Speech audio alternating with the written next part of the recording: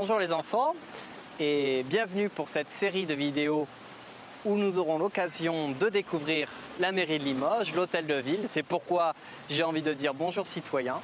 Je vais vous emmener durant une série de 6 vidéos à la découverte et à la compréhension de ce qu'est une mairie. On parlera de son histoire, son architecture, ainsi que les principes démocratiques. Finalement, à quoi sert une mairie? Et qui dit mairie, dit maire.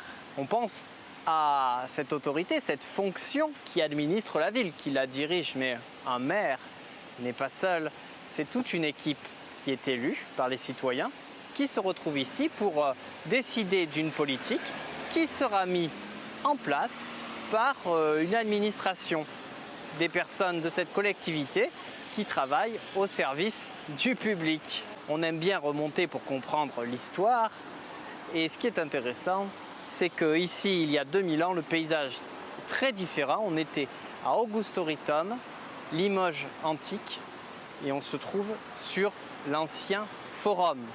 C'est le cœur de ville. On trouve là ce qui était un peu l'ancêtre du conseil municipal, des magistrats qui prennent des décisions pour l'avenir de leur ville. C'est la politique, l'art de diriger une ville, l'art de l'administrer.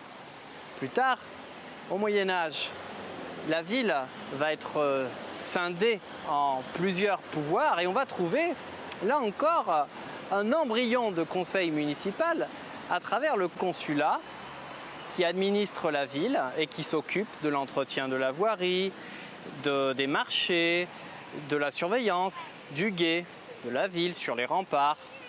Il s'assure que les personnes des différents métiers s'entendent bien et respectent des règlements. Plus tard, la Révolution française va engager complètement une transformation. Il va y avoir des conseils municipaux. Il y aura une première mairie du 19e siècle. Elle se trouvait blottie dans un bâtiment assez réduit. Dans une même salle, on faisait des mariages, les prud'hommes, des conseils. Bref, trop petite. Plus tard, il va y avoir un événement exceptionnel. En 1875, un homme, Alfred Fournier, décède. Il avait fait un geste très généreux. Il avait écrit son testament dans lequel il stipulait donner, offrir son argent, son héritage, plus de 1 million de francs à la population des Limougeaux.